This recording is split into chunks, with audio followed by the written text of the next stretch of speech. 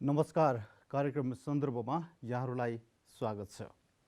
हामी आजको कार्यक्रम सन्दर्भमा समसामयिक विषयवस्तुसँग जोडिएर संवाद गर्दैछौँ।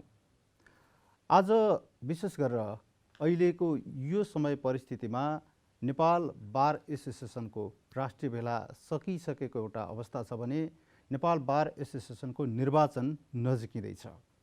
अनि सँगसँगै सर्वोच्च अदालतमा अहिले 5 महिनापछि अब फेरि कार्यकारी प्रधान न्यायाधीशज्यूले पेशी तोक्न सुरु गर्नुभएको छ भने सर्वोच्च अदालतका प्रधान न्यायाधीश चोलेन्द्र शमशेर जबरामाथि लागेको महाभियोग अहिले संसदमा यथास्थितिमै छ, पारित भइसकेको छैन। उहाँ निलम्बित अवस्थामा हुनुहुन्छ। यिनै विषयवस्तुसँग जोडिएर आज हामी सन्दर्भमा संवाद गर्दैछौँ। हामीसँग संवादका लागि हुनुहुन्छ अधिवक्ता डेकेन्द्र प्रसाद सुवेदीज्यू। यहाँलाई कार्यक्रममा स्वागत छ। धन्यवाद रजनजी। कस्तो हुनुहुन्छ? राम्रो छु, एकदम राम्रो छु। अहिले त प्रफुल्ल हुनुहुन्छ होला यहाँहरू, किनभने अब 5 महिनापछि सर्वोच्च अदालतमा फेरि अब पेशी तोकेर सुनवाई सुरु भएको छ, होइन? हो, अब यो पेशी पहिला पनि भइराखेकै थियो। हजुर। अब निलम्बित प्रधान न्यायाधीशले सञ्चालन गर्ने संवैधानिक इजलास पनि अब नियमित भएको छ। अघिल्लो हप्ता चलेको, अब नियमित रूपमा चलेको छ। यसलाई स्वाभाविक रूपमा लिएका छौँ हामी। धेरै प्रफुल्ल पनि छैनौँ, धेरै यसमा सङ्कुचन पनि छैनौँ अर्जुनजी। यसभन्दा अगाडि अब प्रधान न्यायाधीश बाधक हुनुभयो भन्ने यहाँहरूको भनाइ थियो। अब अहिले त्यो अवस्था छैन। भनेपछि अहिलेको पेशी तोकाइ र विगतमा फरक के थियो? यस्तो रह्यो, संवैधानिक इजलास मात्रै रोकिएको अवस्थामा थियो। संवैधानिक व्यवस्थाको कारणले प्रधान न्यायाधीश नै संवैधानिक इजलासको चाहिँ प्रमुख हुने व्यवस्थाको कारणले गर्दाखेरि अब अहिले जुन संसदमा विचाराधीन रहेको महाभियोगको प्रस्ताव गइसकेपछि उहाँ स्वतः निलम्बित हुनुभयो। त्यसपछि यी संवैधानिक अडचनहरू खुलेका छन् र ती इजलास पनि अब सञ्चालित रूपमा अगाडि बढेको कुरा हो। यो अब यो महाभियोगको प्रसङ्ग हामी फेरि अहिले पछि कुरा गरौँला। जस्तै अहिले नेपाल बार एसोसिएसनको अब निर्वाचन आउँदैछ र भर्खरै राष्ट्रिय भेला पनि सम्पन्न भयो, होइन? यो भेलाले के एजेन्डाहरू तय गर्यो र निर्वाचनको तयारी अब कहाँसम्म पुगिरहेछ? यो भेलालाई हामी राष्ट्रिय सम्मेलनको रूपमा लिन्छौँ। 15औं अखिल नेपाल कानुन व्यवसायीहरूको राष्ट्रिय सम्मेलन हो यो। प्रत्येक 3 वर्षमा हुने सम्मेलनले अब यो कार्य समितिको कार्यावधि समाप्त भइसकेको छ र आसन्न निर्वाचनको तयारी चैत्र 19 गतेको मिति तोकेर हामी त्यो तयारीमा छौँ र नेपाल बार एसोसिएसनको यो नियमित प्रक्रिया भएको कुरा सबैलाई यो गरिमामय टेलिभिजनको माध्यमबाट जानकारी रहोस्। यो स्वाभाविक प्रक्रिया हो र यो चाहिँ प्रजातान्त्रिक प्रक्रियामा नेपाल बारले सधैँभरि गरि नै आएको चाहिँ यो नियमितता हो अर्जुनजी। जस्तै निर्वाचनको पूर्व सन्ध्यामा यो गरियो, होइन? यो सधैँ यस्तै टाइममा हुने हो कि यसपटक मात्रै हो? होइन, सधैँभरि यही टाइममा हुन्छ। यो कार्य समिति विदाय हुने सन्दर्भ पारेर यो राष्ट्रिय सम्मेलन गरिन्छ। त्यसपछि नयाँ कार्य समितिको निर्वाचन हुन्छ र नयाँ कार्य समितिको ह्यान्डओभर टेकओभर हुने कार्यक्रम राखिन्छ। जस्तै यसभन्दा अगाडि त अब यहाँहरूले प्रगतिशील कानुन व्यवसायहरूको सङ्गठनको भेला पनि यहाँले राख्नुभयो, होइन? जस्तै त्यसमा पनि अहिले त विभाजन भएर एनपिएलएबाट पिपिएलए र एसपिएलए हुनुभएको छ। किन यो विभाजन हुनु परेको? जस्तै पहिला त यहाँहरूले भन्नुभएको थियो कानुन व्यवसायहरू हामी विभाजन हुँदैनौँ, किनभने पार्टी जे भए पनि भन्ने पनि यहाँहरूको भनाइ थियो। अहिले पछिल्लो समयमा त त्यो कार्यान्वयन हुन सकेन। यस्तो हुन्छ, यो राजनीतिक एजेन्डा, सामाजिक एजेन्डा र हामीले उठाएका चाहिँ आधारभूत कुराहरूमा विभाजन आइसकेपछि यस्तो हुँदो रहेछ। पहिला यो सङ्गठन पिपिएलए र आरपिएलएको रूपमा कार्यरत थिए। बिचमा नेपाल कम्युनिस्ट पार्टी भइसकेपछि विचार समूह मिल्नेहरूको एकता भयो। यसले चाहिँ नेपाल कानुन व्यवसायी सङ्गठन भयो। त्यो सङ्गठनलाई एनएलए भनेर चाहिँ हामीले परिचित भयौँ। म त्यसको आर्थिक विभाग प्रमुखको रूपमा पनि काम गरेँ र सर्वोच्च अदालतको फैसलाले पार्टी विभाजन हुने जुन कार्य भएको छ त्यस पछाडि पार्टीमा विभाजन आयो र विचार समूहमै विभाजन आयो। त्यसपछि हामीले धेरै प्रयत्न गऱ्यौँ, विभाजन भयो, मुद्दा मामिला भयो, तर हामी कानुन व्यवसायको क्षेत्रमा न्याय र कानुन त विभाजन भएको छैन, विभाजन नहुँ भन्ने प्रयत्न गरियो। प्रयत्नका बावजुद केही ढिला भयो। ढिला भइसकेपछि हामीले अब सङ्गठनको वैचारिक अस्तित्व र समूहको अस्तित्व पनि राख्नुपर्ने भएको हुनाले केही ढिला भए पनि हामीले यो समाजवादी कानुन व्यवसाय र पेशागत कानुन व्यवसायीहरूलाई समेट्ने गरी हामीले एउटा राष्ट्रिय भेला गऱ्यौँ। त्यो भेला अस्ति फागुनको 14 गते सम्पन्न भएको छ र त्यो भेलाले मलाई राष्ट्रिय केन्द्रीय अध्यक्षको रूपमा प्रस्तावित गरेर चाहिँ जिम्मेवारी दिएको छ। यो परिस्थितिले चाहिँ त्यो जिम्मेवारी लिँदो रहेछ र हामीले विभाजन भए पनि हामी कानुन व्यवसाय विभाजन नहौँ, साझा सङ्गठन निर्माण गरेर अगाडि बढौँ भन्दा केही साथीहरू र तत्कालीन नेतृत्वहरू र प्रतिगमनका पक्षधरहरू प्रष्ट रूपमा भन्नुपर्दा विभाजन नै चाहनुहुन्थ्यो र विभाजन नभई नहुने स्थिति भइसकेपछि हामीले त्यहीँ बसेर काम गर्न सक्ने स्थिति रहेन र यो कानुन र न्यायको क्षेत्र यस्तो चिज हो जहाँ विचारहरू नमिलिसकेपछि फरक कित्तामा उभिनुपर्ने र विचार समूहको प्रतिनिधित्व गर्नुपर्ने भएको हुनाले यो एसपिएले समाजवादी तथा पेशागत कानुन व्यवसायको राष्ट्रिय सङ्गठनको रूपमा स्थापित भयो। अर्जुनजी, हजुर, जस्तै यहाँहरूले त यस्तो भूमिका पनि खेल्नुपर्ने हो नि त। जस्तै भोलि पार्टी मिल्यो भने त फेरि तपाईँहरू पनि मिल्नुपर्छ होइन? एजेन्डाहरू मिल्नुपर्छ। एजेन्डाहरू मिल्नुपर्छ। पार्टी त्यसको लागि केही समय त यहाँहरूले प्रतीक्षा पनि गर्नुभयो, गऱ्यौँ होइन? पार्टी मिल्छ कि भनेर होला सायद, होइन? यस्तो रह्यो, पार्टीको सन्दर्भमा त जतिखेर प्रतिगमनको विरुद्धमा हामी लड्यौँ, जतिखेर दुईचोटि प्रतिनिधि सभा चाहिँ विघटन गर्ने कार्यहरू भयो, दुईचोटिको प्रतिगमन के अरे चाहिँ यो प्रतिगमन कार्यलाई चाहिँ अदालतले गल्ती गर्यो है, यो गल्ती हो है भनिसकेपछि नैतिकताको प्रश्न नउठाउने नेतृत्व र त्यसको विचारधाराबाट सञ्चालित भएको सङ्गठन उचित थिएन र हामीले यो उचित छैन भनेर भन्न सक्नुपर्छ हामीले भनेर भनियो। त्यहाँ उचित छैन भन्न लाग्ने तर बोल्न नसक्नेहरूको चाहिँ एउटा चाहिँ दबदबा बढेपछि अब बाध्य भएर चाहिँ यो सङ्गठनबाट हामीले एउटा विद्रोहीको चाहिँ नि आवाज थियो, यो विद्रोहको आवाजलाई सम्बोधन गर्नुपर्ने छुट्टै सङ्गठन मार्फत थियो। त्यस कारणले हामीले छुट्टै सङ्गठन निर्माण गरेर अगाडि बढेको अवस्था छैन। अब त जस्तै तत्कालीन प्रधानमन्त्री केपी शर्मा ओलीले त्यति बेला 53 जना यो संवैधानिक निकायमा जुन अध्यादेश मार्फत उहाँले नियुक्त गर्नुभएको थियो, अब उनीहरूको पनि अब पेशी सुनवाई सुरु हुने भनेर भनिएको छ। यसले त यो राजनीतिक यो प्रतिशोध ल्याउन खोजे जस्तो देखियो नि, गठबन्धन नै न्यायालयमा हाबी हुन खोजेको कि जस्तो देखियो नि, के हो यो? होइन, यो गलत प्रचारहरू भइरहेको छ। हजुर, म यो कार्यक्रम मार्फत यो गलत प्रचारको चाहिँ चिरफार गर्छु। हजुर, चिरफार के मानेमा गर्छु भन्दा विचारधीन मुद्दाको विषयमा यो मिडिया सञ्जाल मार्फत हामीले बोल्न मिल्दैन। अब यहाँ यति पनि भनिएको छ कि परमादेश दिने न्यायाधीशहरू नै राजीनामाको भागीदार हुन्छन् भनेका छन् र त्यो ताली पड्काउनेहरू पनि कानुन व्यवसायी नै हुनुहुन्छ। त्यसले गर्दा मैले यो विषयमा यहाँभन्दा बढी भन्न जरुरी छैन। यी परेका मुद्दाहरूको सही निकास, संवैधानिक निकासको क्रममा सम्मानित सर्वोच्च अदालतमा विचाराधीन मुद्दाहरू छन्, तिनको निकास सर्वोच्च अदालतबाटै हुने भएको हुनाले यस सन्दर्भमा यो नियमित सुनवाईको प्रक्रियामै जान्छ। किनभने यो क्रमशः त्यस्तो आए जस्तो देखियो कि जस्तै योभन्दा अगाडि जुन महाभियोग लगाइयो त्यो दिन पनि हाम्रा 14 जना अब नेताहरूलाई ठ्याक्क पेशी सुरु हुने दिन थियो होइन, त्यो दिन महाभियोग आयो।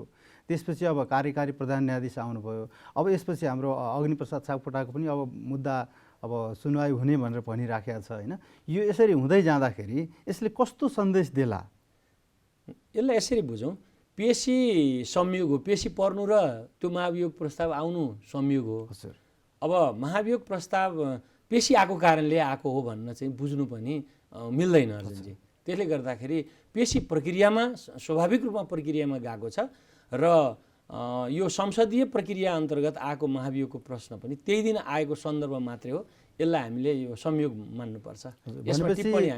त्यति बेला यहाँहरूले जुन आन्दोलन गरिरहनु भएको थियो त्यति बेला प्रधान न्यायाधीश चोलेन्द्र शमशेर जबराले राजीनामा दिए 80% मुद्दाहरू सबै समाधान हुन्छन् होइन, समस्याहरू समाधान हुन्छन् भनेर भनिएको थियो होइन। अब अहिलेको कस्तो छ न्यायालयको अहिलेको पछिल्लो अवस्था के छ? सुचारू छ, न्यायालय सुचारू छ। न्यायालय सुचारू हुनु पनि पर्छ र हामीले कार्यक्रम त्यो विरोधको कार्यक्रम गरिरहँदा पनि न्यायालयलाई डेडलक बनाउने कुनै पनि चाहना नेपाल बारको थिएन, सबभन्दा कुनै कानुन व्यवसायहरूको पनि थिएन। बरु प्रारम्भिक दिनहरूमा चोलेन्द्र शमशेरले आफ्ना हरकतहरू पुरा गर्नको निम्ति विभिन्न भिजिलान्तीहरू ल्याएर बिचौलिया कानुन व्यवसायहरू लगाएर न्याय र कानुनलाई धज्जी उडाउने काम गरेको थियो र यो महाभियोग प्रस्तावले अहिले यी सबै शाखहरू चाहिँ यिनका शाख गिरेका छन्। यिनका शाख जति प्रयत्न गरे पनि अब उठ्नेवाला छैनन् अर्जुनजी। जस्तै हाम्रो अब नेपालको यो कहिलेकाहीँ भन्ने गरिन्छ नेपालको कानुन उही दैवले जानुन् भने जस्तै जस्तो कानुनमा भएका कुराहरूलाई व्याख्या गर्न हामीलाई के अप्ठ्यारो परेको हो? छैन, दुविधा जस्तो देखिने अथवा त्यसलाई व्याख्या गर्न अलिकति गाह्रो हुने त्यस्तो केही भएको, त्यसलाई व्यवहारमा ल्याउन गाह्रो हुने त्यस्तो छ कि केही पाउनु भएको छ? यस्तो छ, न्यायालयको तर्फबाट विवेचना र व्याख्या विश्लेषण गर्ने कुरामा कमी कमजोरी भएको छैन। हजुर। राज्य सत्ता अन्धो हुन्छ, हजुर। सरकार निरङ्कुश हुन्छ, खबरदारी गर्नुपर्ने काम हाम्रो कानुन व्यवसायको हो। न्यायाधीशहरूको त के छ भन्दाखेरि कानुन र न्यायको क्षेत्रमा विवेक सम्मत व्याख्या विश्लेषण गर्ने मात्रै जिम्मेवारी हो। त्यसमा जस्तै कानुनविदहरू भनौँ अथवा संविधानविदहरू भनौँ, उहाँहरूको त मत विभाजन देखिन्छ कि त्यस्तो देखाउँदैन? होइन, त्यो पोलिटिकल बायसनेसले त्यो मत विभाजन गरिएको छ। हजुर। र अघिल्लो फैसलै हेरौँ न। हजुर।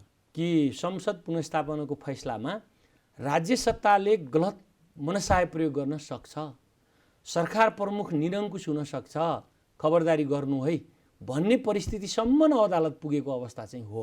कारण के हो त भन्दा नैतिकताको बिजनेस हो राजनीतिमा। राजनीतिमा नैतिकताको बिजनेस सङ्कटमा पर्ने यो देश नेपाल देशका राज्य सत्ता सञ्चालकहरू भएको कारणले गर्दा अदालतले पुनर्स्थापनाको सन्दर्भमा प्रक्रिया यसो गर्नु भन्ने जुन आदेश गरेको छ त्यसैलाई लिएर अहिले परमादेशी न्यायाधीशहरू भन्ने जुन चार्ज लगाइएको छ यो गलत कित्ताको व्याख्या विश्लेषण हो। त्यो गलत व्याख्या विश्लेषणमा लागेका जुन कित्तामा लागेका चाहिँ नि कानुन व्यवसायहरूले भन्ने गर्नुहुन्छ, यसलाई चाहिँ नि अब समग्रमा हेर्दा जे भनेको भए पनि न्याय र कानुनलाई चाहिँ सामाजिक सम्प्रेषण गर्ने र सामाजिक मान्यताको आधारमा व्याख्या विश्लेषण गर्ने र हामीले त्यसैलाई बोकेर हिँड्ने नै उचित हो। भनेपछि अब प्रधान न्यायाधीश जबरालाई यदि अब जुन लगाइएको महाभियोग हो यो पारित भएन भने अबको अवस्था के हुन्छ त? हामीले भनेका छौँ राष्ट्रिय सम्मेलनमा त्यही कुरा उठ्यो। किन यहाँहरूले त त्यति बेला अस्वीकार पनि गरिसक्नु भएको छ, राष्ट्रिय सम्मेलनले हामी प्रधान न्यायाधीशलाई अब स्वीकार गर्दैनौँ पनि भन्नुभएको छ। तर यदि पारित भएन भने त कानुनले त फेरि उहाँ प्रधान न्यायाधीशै हुने होला नि त? यस्तो छ अर्जुनजी, जतिखेर हामीले आन्दोलन सुरुवात गऱ्यौँ, नेपाल बारले सुरुवात गर्यो, नेपाल बार यस्तो स्थायी एउटा संयन्त्र हो जसको पछाडि हजारौँ कानुन व्यवसायहरू छन्, हजारौँ आस्थापुञ्जहरू छन्। चोलेन्द्र शमशेरले नेपाल बारले विरोधको कार्यक्रम सुरु गरेपछि नै अदालतको कार्यमा प्रत्यक्ष रूपमा गर्नुपर्ने गतिविधिमा उहाँको दैनिकी भएन, प्रवेश गरेदेखि नै हो। अब त्यो स्थितिमा हामी थियौँ, नेपाल बारले त्यो स्थितिमा पुर्यायो र उहाँलाई सँगै रहेका अन्य सहकर्मी मान्य न्यायाधीशज्यूहरूले पनि अस्वीकार गरेकै अवस्था छ। अब त्यो स्थितिमै उहाँले टिक्न नसकेको अवस्था थियो। अब हामीले देख्दा के भयो भने जब गठबन्धन सरकार बन्यो होइन, त्यसपछि मात्रै उहाँको तपाईँहरूले विरोध जनाउनु भयो नि त, त्योभन्दा अगाडि त जनाउनु भएन, यस्तो नारा जुलुस केही थिएन। यस्तो कुरा रह्यो, हामीले घटनाक्रमबाट निजलाई अभियोग लगाउँदा, निजमाथि प्रश्न उठाउँदा हामी पछि पर्छौँ कि के हो कसो भन्ने कुरामा खोजी कार्य थियो।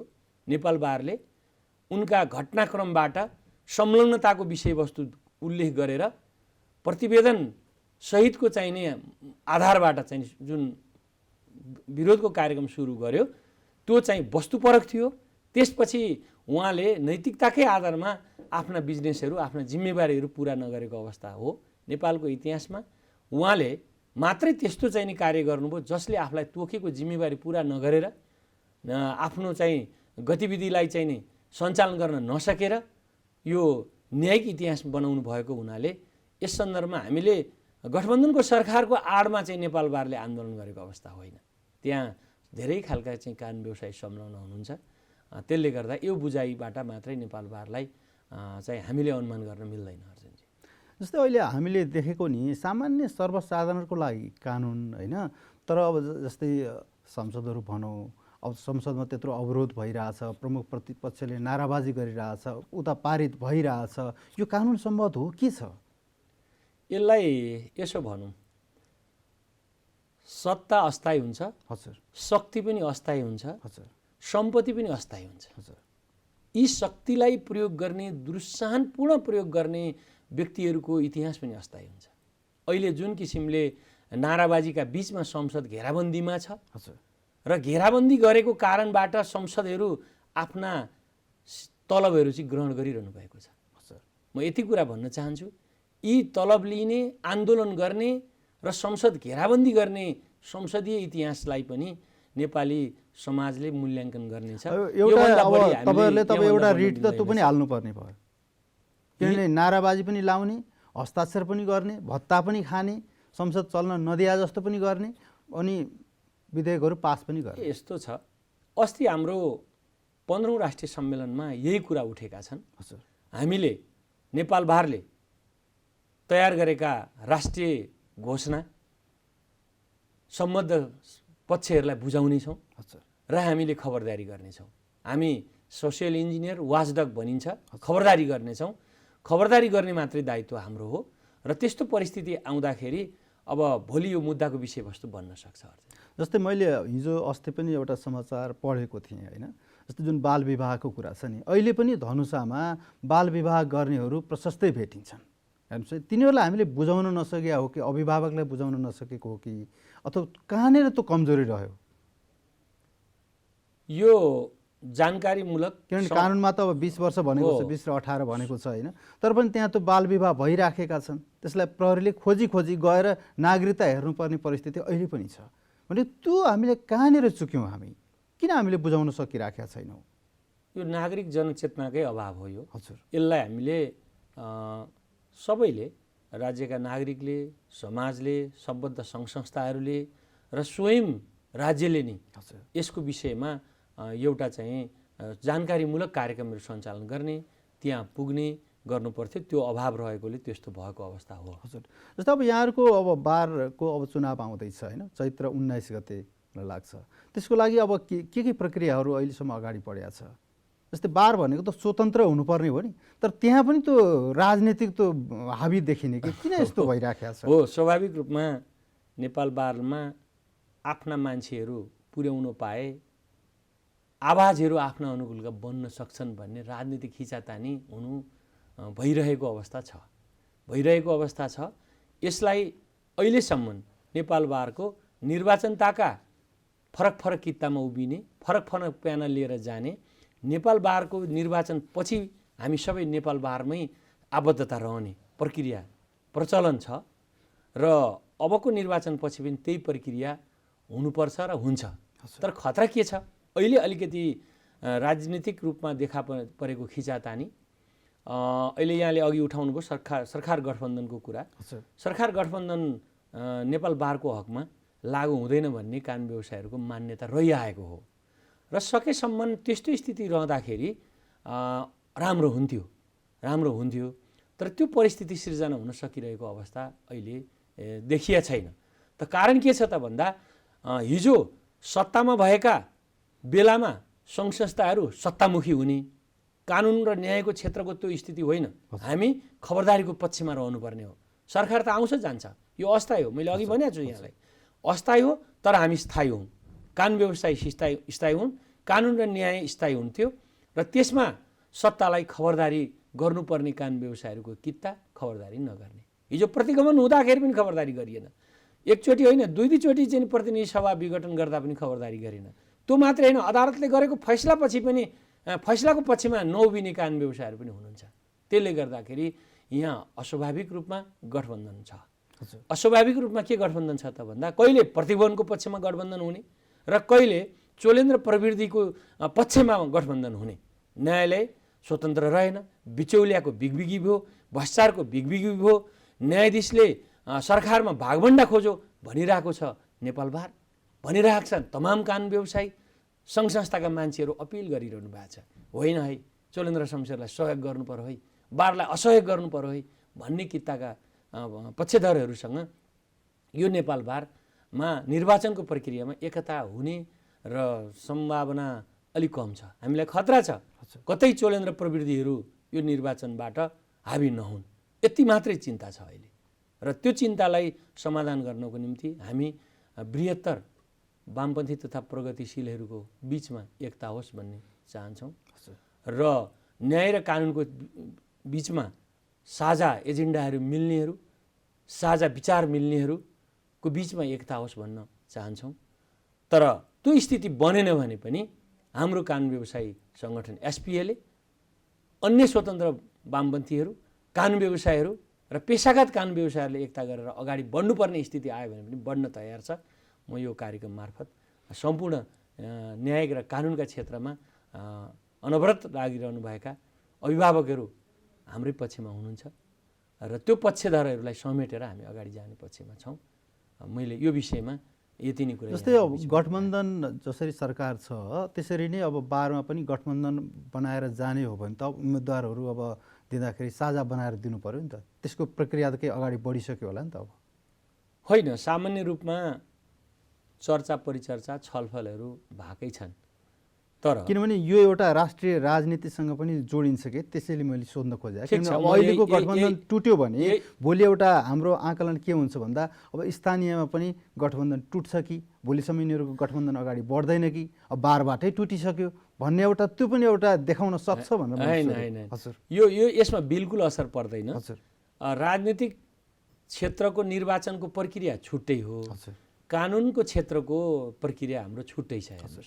यसमा चाहिँ के छ भन्दाखेरि गठबन्धन नै भएको कारणले हामीले गठबन्धन नै कन्टिन्यू गर्नुपर्छ भन्ने अवस्थामा जान सक्ने स्थिति छैन।